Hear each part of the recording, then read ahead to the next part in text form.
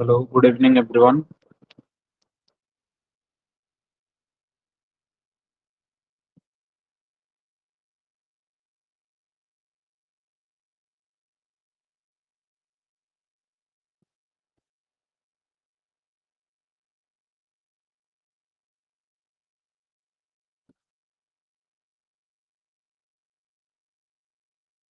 Voice and audio and visual clear है ना? Yes, sir.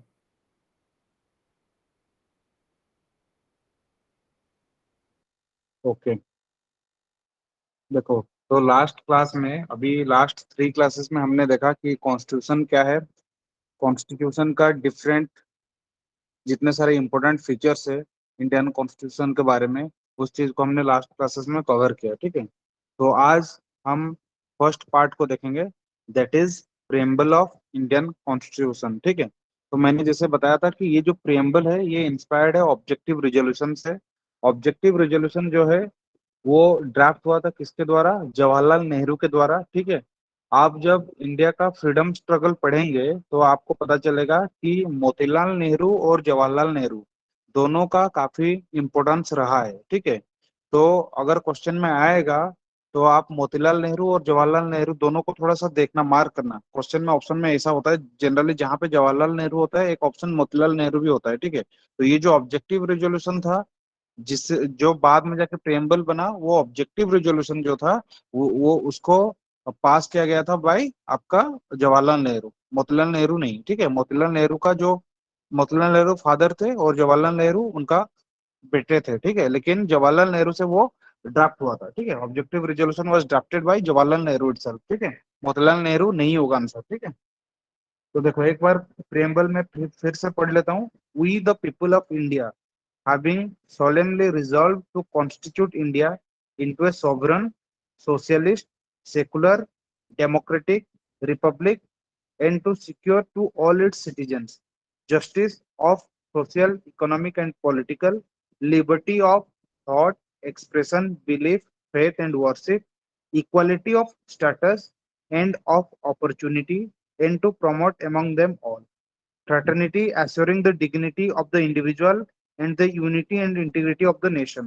In our Constituent Assembly, this 26th day of November 1949, do hereby adopt, enact and give to ourselves this constitution। ठीक है, ये preamble का text है। ठीक है, तो प्रेम्बल का ये जो टेक्स्ट है ये ओरिजिनल टेक्स्ट नहीं है।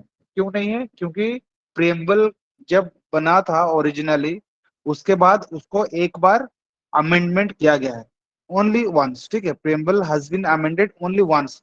ठीक है, अभी तक सिर्फ एक ही बार अमेंडमेंट हुआ है, वो भी 42nd कॉन्स्टिट्यूशनल अमेंडमेंट एक्ट 1976 में। और उसमें 3 वर्ड ऐड हुए थे, सोशलिस्ट, सेकुलर, इंटीग्रिटी। उसको भी बाद में देखेंगे, जस्ट मैं इंट्रोडक्शन दे रहा हूँ। ये जो 3 वर्ड थे, socialist,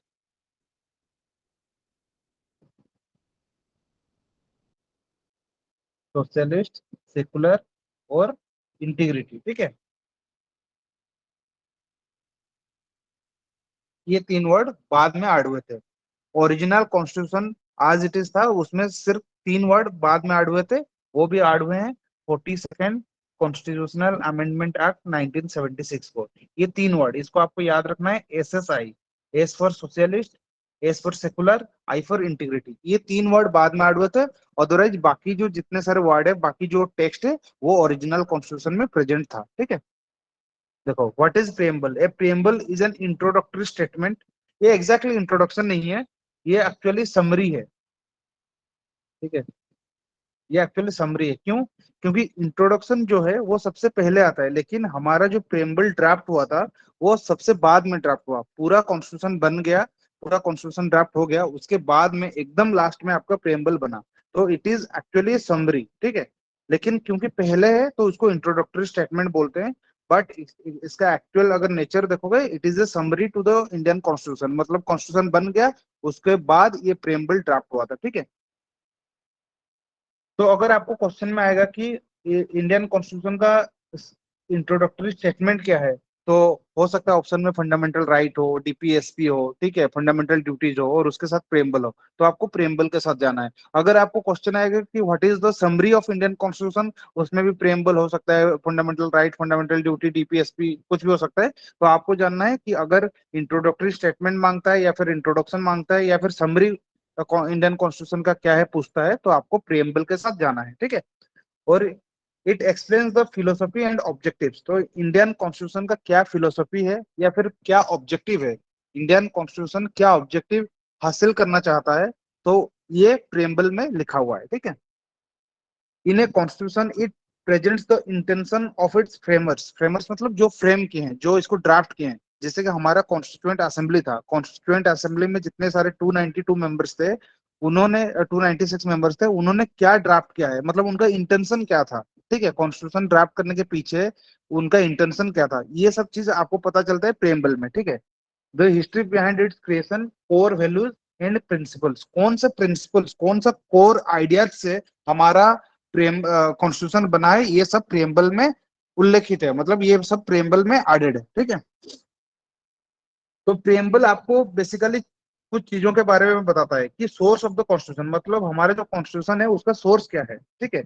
nature of Indian state, हमारा जो इंडियन स्टेट बना, क्योंकि हम ब्रिटिश गवर्नमेंट के अंडर में थे, वहां से हमें इंडिपेंडेंस मिला, तो फिर हमारा जो इंडिपेंडेंट इंडिया बना उसका, ये जो इंडियन स्टेट बना उसका उसका नेचर क्या रहेगा, जैसे कि हमारा नेचर क्या है, सॉवरन है, हम सोशलिस्ट हैं, सेकुलर है, ठीक है, डेमोक्रेटिक है, रिपब्लिक, ये सारे के सारे हमारा इंडियन स्टेट का नेचर है। तो ये नेचर ऑफ इंडियन स्टेट क्या है, ये भी आपको प्रेम्बल में देखने को मिलता है, ठीक है।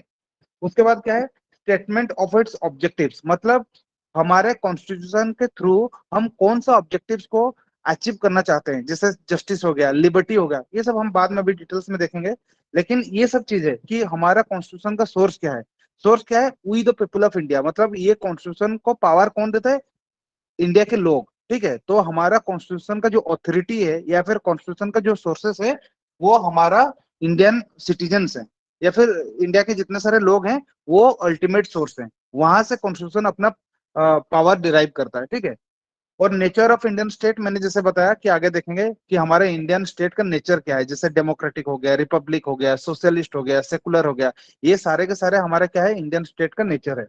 फिर स्टेटमेंट ऑफ इट्स ऑब्जेक्टिव्स, मतलब हम कौन सा ऑब्जेक्टिव्स अचीव करना चाहते हैं, या फिर कौन सा गोल हम अचीव करना चाहते हैं थ्रू कॉन्स्टिट्यूशन, ठीक है। और फिर डेट ऑफ इट्स एडॉप्शन, जैसे कि मैंने यहाँ पे हम देखे थे कि 26 नवंबर 1949 को हमने इसको अडॉप्ट किया। यहाँ पे कॉन्स्टिट्यूशन में यानी कि प्रेम्बल में ये नहीं लिखा गया कि कब से इसका कमेंसमेंट होगा, कमेंसमेंट कब हुआ, 26 जनवरी 1940, सॉरी 1950 को।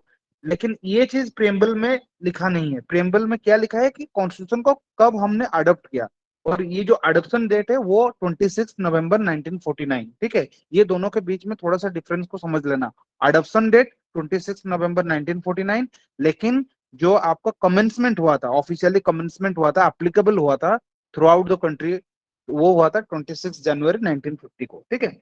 तो यहाँ पे हमारा प्रेम्बल में अडॉप्शन डेट देखने को मिलता है, कमेंसमेंट डेट देखने को नहीं मिलता है, ठीक है।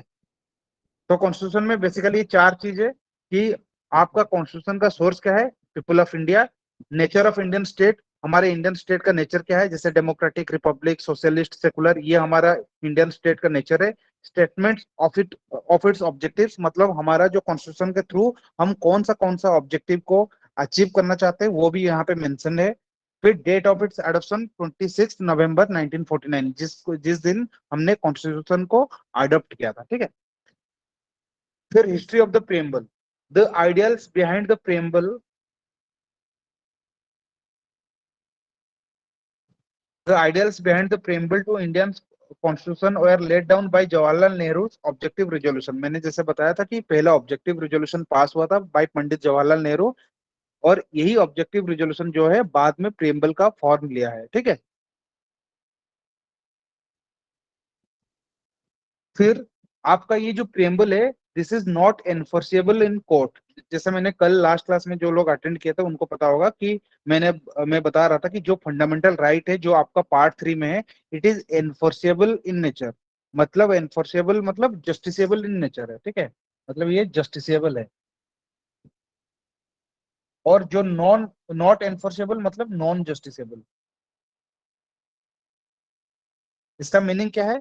अगर आपका फंडामेंटल राइट का वायोलेशन होता है, मतलब आपका फंडामेंटल राइट किसी रीजन के वजह से स्टेट आपका फंडामेंटल राइट को ले गया है, ठीक है, जो आपका अधिकार है वो नहीं मिल पा रहा है, तो आप जाके कोर्ट में अप्रोच कर सकते हो। इसीलिए इसको बोलते हैं जस्टिसेबल, मतलब ये आपको जस्टिस मिलेगा ही मिलेगा, ठीक है।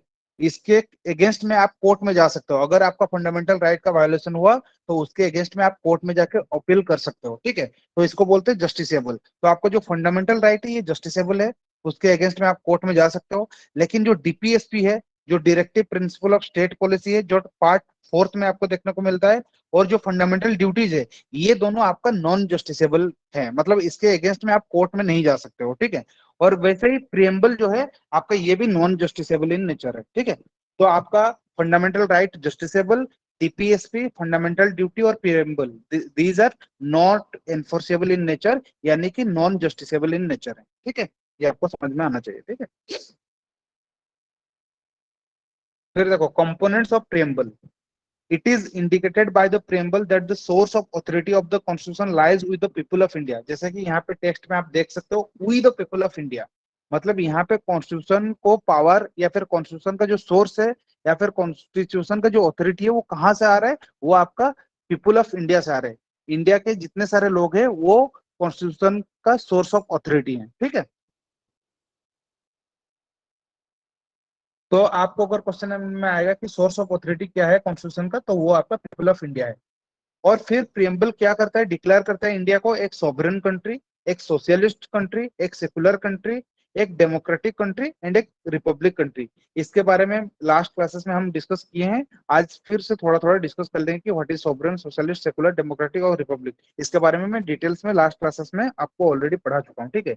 और फिर आपका प्रियम्बल का ऑब्जेक्टिव्स क्या है, मतलब कॉन्स्टिट्यूशन का अल्टीमेट ऑब्जेक्टिव्स क्या है, ये भी प्रियम्बल में लिखा हुआ है।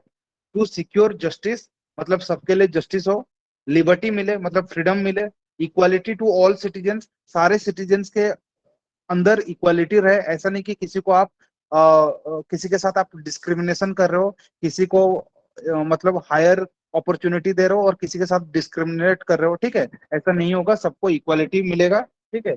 और एंड प्रोमोट फ्रैटर्निटी, फ्रैटर्निटी मतलब ब्रदरहुड, एक सेंस ऑफ ब्रदरहुड, कि सबके अंदर एक सेंस ऑफ ब्रदरहुड रहे। ऐसा ना हो कि सबके अंदर जेलसी हो, या फिर किसी को आप ऊपर में मान रहे हो, किसी को नीचे मान रहे हो, किसी के साथ डिस्क्रिमिनेशन कर रहे हो, ऐसा नहीं होना चाहिए। एक फीलिंग ऑफ ब्रदरहुड आना चाहिए। उसका मतलब फ्रेटर्निटी का मीनिंग यही है, ठीक है। Fraternity to maintain unity and integrity of nation, और साथ ही साथ आपका नेशन का यूनिटी और इंटीग्रिटी मेंटेन रहे, ठीक है। तो जब ब्रदरहुड मेंटेन रहेगा, ब्रदरहुड फीलिंग आएगा, तभी जाके आपका यूनिटी इंटीग्रिटी रहेगा ना। अगर हमारे बीच में कम्युनल डिफरेंशिएशन होगा, या फिर कास्ट के बेसिस पे डिफरेंशिएशन होगा, तो हमारा यूनिटी और इंटीग्रिटी के ऊपर आंच आ सकता है, ठीक है। हमारा यूनिटी और इंटीग्रिटी के ऊपर क्वेश्चन कॉल आ रहा है, क्वेश्चन आ सकता है, ठीक है। तो थ्रू फ्रैटर्निटी मतलब थ्रू फीलिंग ऑफ ब्रदरहुड हम क्या करेंगे? हम मेक श्योर करेंगे कि आपका कंट्री का, मतलब हमारे जो इंडिया का कंट्री का यूनिटी और इंटीग्रिटी मेंटेन रहे, ठीक है। And the date is mentioned in the preamble when it was adopted, that is 26 November 1949। जैसे मैंने बताया कि आपका प्रेम्बल में डेट ऑफ कमेंसमेंट देखने को नहीं मिलता है, डेट ऑफ अडॉप्शन देखने को मिलता है। कॉन्स्टिट्यूशन को किस दिन में हमने अडॉप्ट किया था, वो डेट था 26 नवंबर 1949, ठीक है। फिर key words in the preamble, we the people of India, जहां से हम मतलब सोर्स लेते हैं, हमारा कॉन्स्टिट्यूशन का सोर्स पीपल ऑफ इंडिया है। फिर सॉवरेन, मैंने बताया था कि सॉवरेन का मतलब क्या है, कि हम इंडिपेंडेंट है, हमारे ऊपर कोई भी इंटरफेरेंस, कोई भी दूसरे कंट्री, चाहे वो जितने पावरफुल हो, जैसे कि यूएस, रसिया, चाइना, वो जितने भी पावरफुल हो, या फिर यूनाइटेड नेशंस का हम मेंबर है, लेकिन ऐसा नहीं कि यूनाइटेड नेशंस हमारा इंटरनल मामले में वो इंटरफेयर करेगा, कोई भी इंटरफेयर नहीं कर सकता। We are independent to take our own decision, ठीक है। हमें जैसे सही लगेगा, थ्रू कॉन्स्टिट्यूशनल मीन्स हम अपने हिसाब से डिसीजन लेंगे, किसी का कोई इंटरफेयर नहीं कर सकता है, ठीक है। तो हम सॉवरेन कंट्री है। सोशलिस्ट कंट्री का मतलब क्या है? सोशलिस्ट मतलब हमारा जो गोल्स है वो सोशलिज्म रहेगा। देखो सोशलिज्म मतलब क्या है? Aims at elimination and inequality in income, status and standard of life. ऐसा ना हो कि किसी के पास बहुत ज्यादा वेल्थ कंसेंट्रेटेड हो और वहां पे कोई एक आदमी भूखा मर रहा है। तो हमारा ये टारगेट है कि हम सोशलिस्ट कंट्री बने। सोशलिस्ट कंट्री मतलब क्या है, इनइक्वालिटी को रिड्यूस करे। देखो इनइक्वालिटी को आप कंप्लीटली रिड्यूस नहीं कर सकते हो, आप सबको इक्वल इक्वल अपॉर्चुनिटी दे सकते हो, लेकिन सबको इक्वल वेल्थ नहीं दे सकते हो। क्यों? अगर सबको इक्वल वेल्थ आप दोगे, कोई भी आदमी बोलेगा ना मैं काम नहीं करूंगा, फिर अगर मुझे जितना पैसा मिल रहा है आपको भी उतना पैसा मिल रहा है, दुनिया हमारे इंडिया में सारे लोगों को अगर सेम पैसा मिल रहा है, सेम वेल्थ है, तो लोग फिर काम क्यों करेंगे? बोलेंगे कि हमारा कंट्री तो हमें इक्वल वेल्थ देगा चाहे काम करो या ना करो। तो इसीलिए हम इक्वल वेल्थ प्रोवाइड नहीं करेंगे, हम क्या प्रोवाइड करेंगे, इक्वल अपॉर्चुनिटी प्रोवाइड करेंगे। आज मेरे पास एग्जाम देने का अपॉर्चुनिटी है, तो अगर आप भी एलिजिबल हो, जैसे कि आज मैं भी जीएसआई एग्जाम दे सकता हूँ, तो आप भी जीएसआई एग्जाम दे सकते हो। क्यों? क्योंकि आपके पास भी जियोलॉजी का डिग्री है, मेरे पास भी जियोलॉजी का डिग्री है। तो सबको इक्वल अपॉर्चुनिटी मिलेगा। आज सिविल सर्विसेज कोई भी एक ग्रेजुएट दे सकता है। ऐसा आप नहीं बोल सकते हो कि आपके पास वेल्थ नहीं है तो आप सिविल सर्विसेज नहीं दे सकते हो, या फिर आप लोअर कास्ट से हैं तो आप सिविल सर्विसेज नहीं दे सकते हो, या फिर आप एक पर्टिकुलर रिलीजन को बिलोंग करते हो तो आप सिविल सर्विसेज नहीं दे सकते हो। तो हम इक्वल अपॉर्चुनिटी देंगे, और हम ये भी मेक श्योर करेंगे कि जो कंसेंट्रेशन ऑफ वेल्थ है वो एक जगह पे कंसेंट्रेशन ना हो। ठीक है? जो वेल्थ है वो डिस्ट्रीब्यूट हो, सबके पास डिस्ट्रीब्यूट हो। बाकी वो डिपेंड करेगा कि आप कितना मेहनत करते हो, आप कितना स्किल लगाते हो, उसके हिसाब से आपको फिर आपका वेल्थ ऊपर नीचे होगा, लेकिन हम इक्वल अपॉर्चुनिटी देंगे। ठीक है? तो सोशलिज्म का मीनिंग ये है कि aims at elimination of inequality of income, status and standard of life. ऐसा ना हो कि कुछ ही लोगों के पास बहुत ज्यादा है, पैसा रह गया, और बाकी लोगों के पास कोई भी पैसा नहीं है। ठीक है? तो इस चीज को हम मिनिमाइज करेंगे। इनइक्वालिटी रहेगा सोसाइटी में, ऐसा कोई सोसाइटी नहीं है कि जहाँ पे इनइक्वालिटी नहीं रहेगा। ठीक है? आज अंबानी अदानी के पास ज्यादा पैसा है क्योंकि वो लोग ज्यादा मेहनत किए हैं, वो अपना बिजनेस को बढ़ाए हैं। ऐसा नहीं कि वो हवा में उनके पास पैसा आ गया या फिर गवर्नमेंट उनको पैसा दे दिया, ऐसा नहीं है। ठीक है? तो इनइक्वालिटी रहेगा, लेकिन हम उसको मिनिमाइज करने की कोशिश करेंगे। हमारा गवर्नमेंट का ये एम रहेगा, ये गोल रहेगा कि ये जो इनइक्वालिटी है उसको हम मिनिमाइज करेंगे। पहले क्या था कि जमींदारी सिस्टम था, तो कुछ कुछ लोगों के पास बहुत ज्यादा जमीन था, तो उस चीज को भी सरकार, फिर हम बाद में जब देखेंगे फंडामेंटल राइट्स के साथ, जो राइट टू प्रॉपर्टी एक फंडामेंटल राइट था, तो उसमें क्या हो रहा था कि लोगों के पास, कुछ लोगों के पास बहुत ज्यादा प्रॉपर्टी रह गया था या फिर लैंड रह गया था। ठीक है? और वो फंडामेंटल राइट था, तो अगर गवर्नमेंट कुछ चाह रहा था कि कोई एक डेवलपमेंट वर्क के लिए वहां से उनसे जमीन छीन ले, या फिर उनका जमीन को वो गवर्नमेंट यूज करे, वो फिर कोर्ट में चले जा रहे थे। क्यों? क्योंकि राइट टू प्रॉपर्टी एक फंडामेंटल राइट था, और जैसे मैंने बताया था कि fundamental right justiciable in nature होता है। तो अगर आपका फंडामेंटल राइट छीनने की कोई भी कोशिश करता है, आप कोर्ट में चले जाते हो, और फिर कोर्ट क्या करता था, उसको स्टे कर देता था। तो ये इसीलिए राइट टू प्रॉपर्टी को फंडामेंटल राइट से हटा दिया गया, और अभी वो एक लीगल राइट है। ठीक है? कॉन्स्टिट्यूशनल और लीगल राइट है। ठीक है? तो यहाँ से कुछ चीज आप रिलेट कर पाओगे। देखो, एक मैंने क्या बताया था कि फंडामेंटल राइट जो है वो आपका जस्टिसेबल होता है। जस्टिसेबल मतलब क्या है? अगर फंडामेंटल राइट कोई आपको छीनने की कोशिश करता है, उसका वायलेशन होता है, तो आप क्या कर सकते हो, आप कोर्ट में जा सकते हो, और फिर कोर्ट उसके अगेंस्ट में फिर एक्शन लेगा। तो आपका जो प्रॉपर्टी था, राइट टू प्रॉपर्टी एक फंडामेंटल राइट था। तो किसी किसी किसी लोगों के पास बहुत ज्यादा जमीन था या फिर वेल्थ कंसेंट्रेटेड था। तो इंडिया जब इंडिपेंडेंट हुआ था, तो बहुत ज्यादा गरीबी था उस टाइम में, ब्रिटिश ने हमारा हालत बहुत खराब करके गए थे। ठीक है? तो बहुत ज्यादा गरीबी था। तो गवर्नमेंट कुछ डेवलपमेंटल वर्क करने के लिए जब जा रहा था, तो उसको ये लगा कि कुछ लोगों के पास बहुत ज्यादा जमीन है, इसको हम गवर्नमेंट काम में लगाएंगे, ठीक है, या फिर पब्लिक काम में लगाएंगे।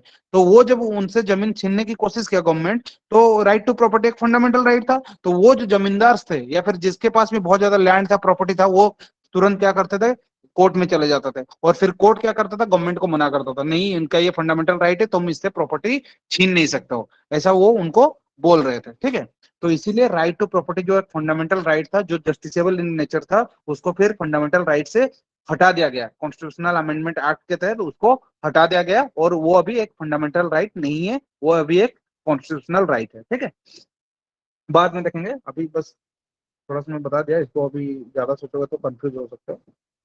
तो ये है कि हमारा सॉवरेन कंट्री है, सोशलिस्ट कंट्री है, सेकुलर कंट्री है। जैसे मैंने बताया था कि हमारा जो स्टेट है, सारे रिलीजन को, चाहे वो मेजोरिटी रिलीजन हो, जैसे कि हिंदू मेजोरिटी रिलीजन है, या फिर जितने सारे हमारा माइनॉरिटी रिलीजन है, जैसे मुस्लिम हो गया, क्रिश्चियन हो गया, बुद्धिस्ट हो गया, ये सारे रिलीजन को हम क्या करेंगे, हमारा जो स्टेट है, हमारे जो कंट्री, हमारे जो गवर्नमेंट है, वो इक्वल रेस्पेक्ट देगा, इक्वल प्रोटेक्शन करेगा। तो हमारे सेकुलर कंट्री है। जैसे पाकिस्तान, वो इस्लामिक रिपब्लिक ऑफ पाकिस्तान है, उसका अगर आप ऑफिशियल नाम देखोगे इस्लामिक रिपब्लिक ऑफ पाकिस्तान है। तो उनका जो मेन रिलीजन है, प्राइमरी रिलीजन है, वो इस्लामिक रिलीजन है, ठीक है। लेकिन हमारे कंट्री में हिंदू मेजोरिटी रिलीजन में है, लेकिन हमारा कॉन्स्टिट्यूशन कोई एक रिलीजन को प्राइमेसी मतलब प्राइमरी इंपॉर्टेंस नहीं देता है। हाँ, सारे रिलीजन को हम क्या करते हैं, इक्वल रेस्पेक्ट, इक्वल प्रोटेक्शन देते हैं, ठीक है। तो हमारा जो कंट्री है वो सेकुलर कंट्री है, ठीक है। और ये भी सेकुलर जो वर्ड है ये आपको प्रेम्बल में देखने को मिलता है। और ये जो सेकुलर वर्ड है ये ओरिजिनल कॉन्स्टिट्यूशन में एडेड नहीं था, ओरिजिनल प्रेम्बल में एडेड नहीं था,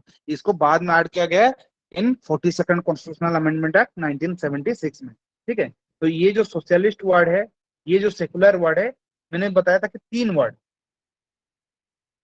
तो ये क्वेश्चन में आता है बहुत बार कि कौन सा वर्ड बाद में ऐड हुआ, ठीक है। ये ओरिजिनल प्रेम्बल टेक्स्ट में नहीं थे, ओरिजिनल जो कॉन्स्टिट्यूशन बना था, ओरिजिनल जब प्रेम्बल बना था, ये तीन वर्ड नहीं थे, ये बाद में ऐड हुए। 42nd कॉन्स्टिट्यूशनल अमेंडमेंट एक्ट 1976 को ये ऐड हुए। तो कौन सा ये वर्ड, SSI आप याद रख सकते हो, ठीक है।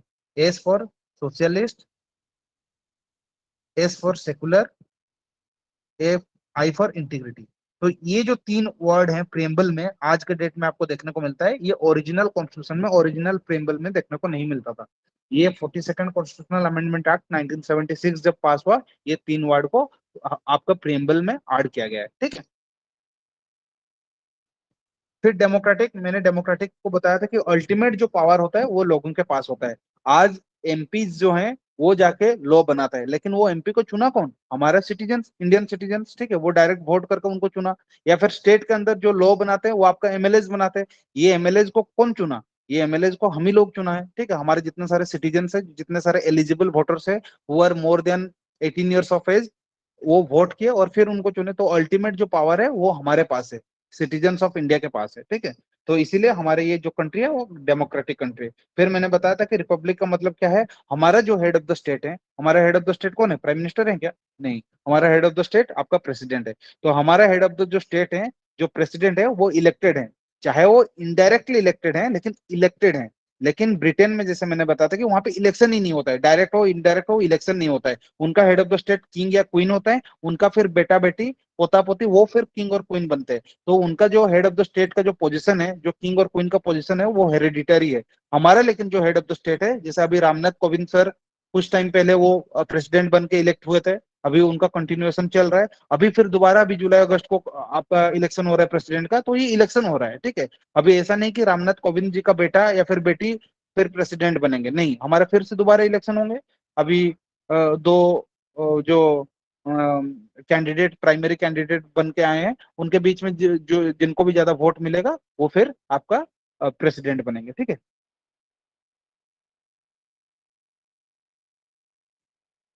फिर हमारा ऑब्जेक्टिव क्या है, हम हमारा नेशन का या फिर कंट्री का ऑब्जेक्टिव क्या है, ठीक है।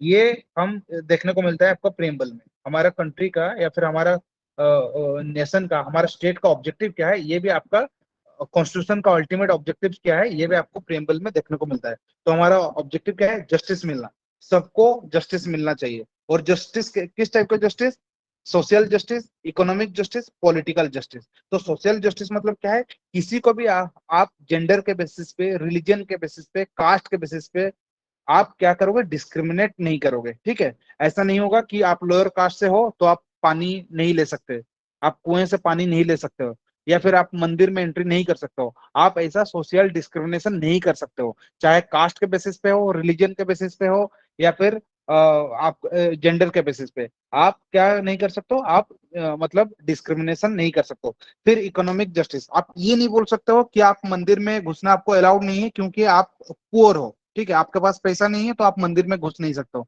ऐसा आप नहीं बोल सकते हो, ठीक है। या फिर आप स्कूल नहीं जा सकते हो, ऐसा आप नहीं बोल सकते हो। ये हो गया आपका इकोनॉमिक जस्टिस। फिर पॉलिटिकल जस्टिस, आप ये नहीं बोल सकते हो कि आपके पास पैसा नहीं है तो आप वोट नहीं दे सकते हो, आपके पास पैसा नहीं है तो आप MLA या फिर MP में खड़े नहीं हो सकते हो, ये आप डिस्क्रिमिनेट नहीं कर सकते हो। तो हमारा जो ऑब्जेक्टिव है, एक प्राइमरी ऑब्जेक्टिव है इंडियन कॉन्स्टिट्यूशन का, वो है जस्टिस। तो ये जस्टिस क्या है, तीन टाइप का जस्टिस है। एक सोशल जस्टिस, मतलब आप किसी को जेंडर के बेसिस पे, रिलीजन के बेसिस पे, कास्ट के बेसिस पे डिस्क्रिमिनेट नहीं कर सकता हो, ये हो गया सोशल जस्टिस।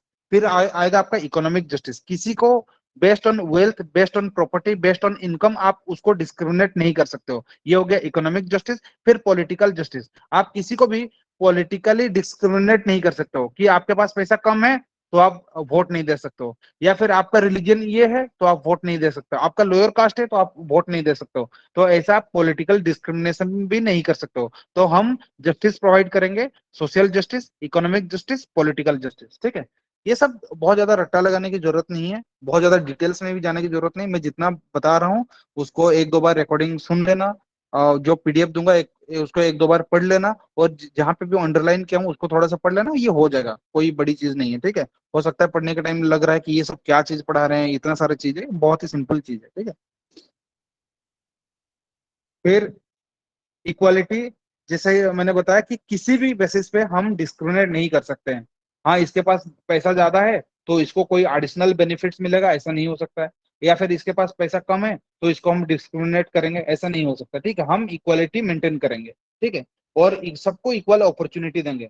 ऐसा नहीं होगा कि ये लड़का है तो इसको एडिशनल अपॉर्चुनिटी मिलेगा, ये लड़की है तो ये एग्जाम नहीं दे पाएगा, ऐसा नहीं हो सकता है, ठीक है। कुछ जो चीज है वो फिजिकल डिमांडिंग है, जैसे कि कुछ आर्मी में कुछ पोस्ट हैं जो फिजिकली डिमांडिंग होता है, तो उसको पहले क्या करते थे, सिर्फ मेल एस्पिरेंट्स को वो अलाउ करते थे, आजकल लेकिन उसमें भी फीमेल एस्पिरेंट्स अलाउ कर रहे हैं, ठीक है। तो आप इक्वालिटी प्रोवाइड करोगे, किसी भी बेसिस पे आप मतलब डिस्क्रिमिनेट नहीं कर सकते हो, ठीक है। फिर लिबर्टी, लिबर्टी मतलब the liberty means freedom for the people to choose their way of life. तो लिबर्टी मतलब क्या है कि आपको अपना फ्रीडम है, कि आपको ये कोई नहीं बोल सकता कि आपको साइंस ही लेना है या फिर आर्ट्स ही लेना है, या फिर आपको सिर्फ ये जॉब करना है, ये जॉब आप नहीं कर सकते हो, या फिर सिर्फ आपको इसी स्टेट में रहना है, दूसरे स्टेट में आप नहीं रह सकते हो। ऐसा नहीं है, आपके पास फ्रीडम है, ठीक है। और हमारा कॉन्स्टिट्यूशन ये ऑब्जेक्टिव मान के चल रहा है कि हम फ्रीडम सबको प्रोवाइड करेंगे, ठीक है। ये आपका एक ऑब्जेक्टिव है। आप किसी को नहीं बोल सकते कि आपको सिर्फ और सिर्फ झारखंड में रहना है, नहीं, उसका अगर मन करेगा, उसके पास अगर पैसा होगा, या फिर वो जाके वहां पे काम करेगा, वो चाहेगा तो वो बिहार में रह सकता है, चाहेगा महाराष्ट्र में रह सकता है, चाहेगा यूपी में रह सकता है, ठीक है। कुछ एक स्पेशल एरियाज है, जैसे कि ट्राइबल एरियाज है, वहां पे आपको लैंड आप खरीद नहीं सकते हो, वो अलग से प्रोविजन है। लेकिन उसको छोड़ के बाकी जगह पे आप कहीं पे भी रह सकते हो, आप कोई भी प्रोफेशन अडॉप्ट कर सकते हो, ये आपको कोई नहीं बोल सकता है कि तुम लोअर कास्ट से हो तो चलो तुम सिविल सर्विसेज नहीं दे सकते हो, या फिर जीएसआई जैसे क्लास 1 ऑफिसर का पोस्ट नहीं दे सकते हो, या फिर आप ओएनजीसी में नहीं जा सकते हो, या फिर आप कोयल इंडिया में नहीं जा सकते हो, ऐसा आपको कोई नहीं बोल सकता है। आपको लिबर्टी है, आप कोई भी प्रोफेशन चूज करना चाहते हो, आप प्रोफेशन चूज कर सकते हो, ठीक है। या फिर आप किसी को मैरिज करना चाहते हो, आपको कोई नहीं बोल सकता तुम इसको मैरिज नहीं कर सकते हो, अगर दोनों लोग राजी हैं तो वो मैरिज कर सकते हैं, ये आपका लिबर्टी है, ठीक है। ये कोई रोक नहीं सकता है। ये अलग बात है कि आपका पेरेंट्स आपको गाइड करते हैं कि इससे मैरिज करने में अच्छा रहेगा, इसको मैरिज करने से अच्छा नहीं रहेगा, वो अलग बात है, लेकिन कोई आपको फोर्स नहीं कर सकता है। आप अपने हिसाब से अपना प्रोफेशन चूज कर सकते हो, अपना जो स्कूल में आप चाहोगे, अगर एलिजिबल हो उस स्कूल में पढ़ सकते हो। आप किसी को चाहोगे तो आप मैरिज कर सकते हो, प्रोवाइडेड वो भी राजी हो, ऐसा नहीं कि जबरदस्ती किसी को शादी करोगे, ऐसा नहीं होगा, ठीक है। तो ये आपके पास लिबर्टी है, आपके पास फ्रीडम है, आप जहां पे भी चाहोगे वहां पे रह सकते हो, ठीक है। इंडिया के भी मतलब विद इन इंडिया, आप विद इन इंडिया जहां पे भी चाहोगे आप जा भी सकते हो, घूम भी सकते हो, तो कोई ये आपको रोक नहीं सकता, ठीक है। ये फ्रीडम आपका कॉन्स्टिट्यूशन प्रोवाइड करता है, ठीक है।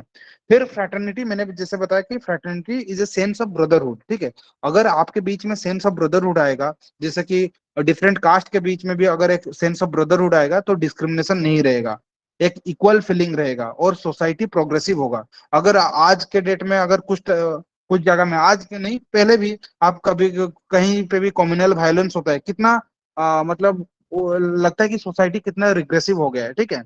कभी भी हिंदू मुस्लिम के बीच में या फिर कोई डिफरेंट रिलीजन के बीच में कभी भी कम्युनल वायलेंस होता है तो वो अच्छा नहीं लगता है, ठीक है। वो सोसाइटी फिर रिग्रेसिव होता है, उसका डेवलपमेंट नहीं हो सकता है, वो एक्चुअल डेवलपमेंट एजेंडा से वो फिर डेविएट हो जाता है, ठीक है। तो और फिर वो देश का कहीं ना कहीं यूनिटी और इंटीग्रिटी पे भी वो अफेक्ट करता है, ठीक है। तो एक अगर सेंस ऑफ ब्रदरहुड आएगा कि सारे के सारे हम भाई भाई हैं, तो फिर वो क्या होगा, हमारा सोसाइटी प्रोग्रेसिव होगा, हम डेवलपमेंट वे में भी जाएंगे, और हमारा जो कंट्री की तरफ यूनिटी, कंट्री का जो यूनिटी और इंटीग्रिटी वो भी मेंटेन रहेगा, ठीक है। तो ये हो गया फ्रेटर्निटी, ठीक है। फिर स्टेटस ऑफ प्रियम्बल, प्रियम्बल का क्या स्टेटस है, तो एक बेरूबरी केस था, जैसे मैं बता कभी कभी बोलता हूँ कि केशवानंद भारती केस, या फिर Maneka Gandhi versus Union of India case, ये सब जो केस है ये सुप्रीम कोर्ट में जो लैंडमार्क केसेस हैं। देखो सुप्रीम कोर्ट हर रोज कोई ना कोई केस का सुनवाई कर रहा है, लेकिन कुछ एक केसेस होते हैं बहुत ज्यादा इंपॉर्टेंट बन जाते हैं, वो एकदम आपका जो कोर्स है उसको चेंज करके रख देते हैं, ठीक है, बहुत ज्यादा इंपॉर्टेंट होता है, उनको बोलते हैं लैंडमार्क जजमेंट्स, ठीक है, उनको क्या बोलते हैं, लैंडमार्क जजमेंट। तो ये जो केस का मतलब क्या है, ये सुप्रीम कोर्ट में कोई एक केस गया था, वहां पे सुप्रीम कोर्ट कुछ अपना राय दिया था, कुछ अपना रिमार्क्स दिया था, तो वो जाके बाद में मतलब वो इतना इंपॉर्टेंट रिमार्क्स होते हैं, वो बार बार कोर्ट होते हैं फ्यूचर में भी, ठीक है। तो बेरूबारी एक इंपॉर्टेंट केस था। उसमें क्या बोला गया था कि प्रेम्बल आपका कॉन्स्टिट्यूशन का पार्ट नहीं है। तो आपको ये सब चीज याद रखना है, ये इंपॉर्टेंट है, इसलिए मैं लिखा हूँ, तीन ही चीज में लिखा हूँ। प्रेम्बल के लिए आपको तीन केस आपको याद रखना है। बेरुबारी केस में बोला गया था कि प्रेम्बल जो है कॉन्स्टिट्यूशन का पार्ट नहीं है। फिर आया केशवानंद भारती केस, उसमें क्या बोला गया कि जो ये प्रेम्बल है, ये कॉन्स्टिट्यूशन का एक पार्ट है, एक पार्ट है। फिर एक यूनियन गवर्नमेंट वर्सेस एलआईसी, ठीक है, life corporation, life insurance corporation, आपका जो एलआईसी है उसका, और यूनियन गवर्नमेंट उसका, मतलब अगेंस्ट में एक केस चला था। उसमें क्या बोला, ये जो प्रेम्बल है it is A integral part of constitution. तो पहले जो बेरूबारी केस आया था उसमें ये बोला गया था कि आपका जो प्रेम्बल है ये एक पार्ट ही नहीं है। फिर केशवानंद भारती केस में सुप्रीम कोर्ट ने उस अपना जो जजमेंट था बेरूबारी केस को, उसको ओवरटर्न करके इसने ये बोला कि जो प्रेम्बल है it is a part of constitution. और union government versus LIC, LIC उस केस में बोला कि it is an integral part of constitution. ये सिर्फ एक पार्ट नहीं, it is an integral part of constitution. तो ये चीज को आपको याद रखना है, ठीक है, कि बेरुबारी केस में उसने बोल दिया था कि आपका जो ये प्रेम्बल है कॉन्स्टिट्यूशन का पार्ट ही नहीं है, ठीक है, ठीक है, ये एक बस टेक्स्ट है, ये पार्ट नहीं है। लेकिन फिर केशवानंद भारती केस में बोला कि ये एक पार्ट है। और LIC of India versus Union of India, या फिर यूनियन गवर्नमेंट वर्सेस एलआईसी, इसमें बोला कि it is an integral part of constitution, ठीक है। ये तीन चीज को आपको याद रखना है, ठीक है। फिर आपका प्रेम्बल को कब कब अमेंडमेंट हुआ था, इस चीज को हम देखेंगे। देखो मैंने बताया कि कॉन्स्टिट्यूशन जो है वो बार बार उसको अमेंडमेंट किया जाता है, जैसे ही गवर्नमेंट को लगता है या फिर पार्लियामेंट को लगता है कि कॉन्स्टिट्यूशन में कुछ चेंजेस करना चाहिए, तो वो चेंजेस करते हैं। और अगर जो कॉन्स्टिट्यूशन को आप चेंज करते हो उस प्रोसीजर को बोलते हो अमेंडमेंट, ठीक है। तो आज तक प्रेम्बल को सिर्फ एक ही बार अमेंडमेंट किया गया है, ठीक है। आज तक कॉन्स्टिट्यूशन को सिर्फ एक ही बार अमेंडमेंट किया गया है, वो भी कब, 42nd अमेंडमेंट एक्ट 1976 को। और इसमें तीन वर्ड ऐड हुए थे, जिसे मैंने बताया पहले से, SSI, सोशलिस्ट, सेकुलर, इंटीग्रिटी। तो अगर आपको क्वेश्चन में आएगा how many times your preamble has been amended, तो अगर ऑप्शन में रहेगा कि 1 टाइम, 2 टाइम, 3 टाइम्स, 4 टाइम्स, तो आपको किसके साथ जाना है, 1 टाइम के साथ जाना है, ठीक है। एक ही बार अमेंडमेंट हुआ था। In three important words were inserted during that constitutional amendment act. First one is your socialist, second one is your secular, third one is your integrity, ठीक है। तो socialist, secular, integrity, these three words have been added to preamble in the 42nd Constitutional Amendment Act 1976, ठीक है। तो इसी के साथ आपका प्रेम्बल का जो चैप्टर है वो कंप्लीट होता है। किसी को कोई डाउट है आप पूछ सकते हो।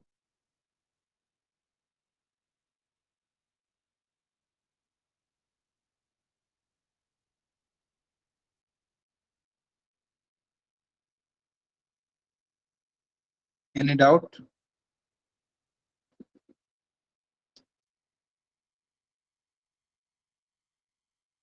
ठीक है, अगर कोई डाउट नहीं है तो हम क्लास को यहीं पे वाइंड अप करते हैं, ठीक है। Thank you everyone, good night.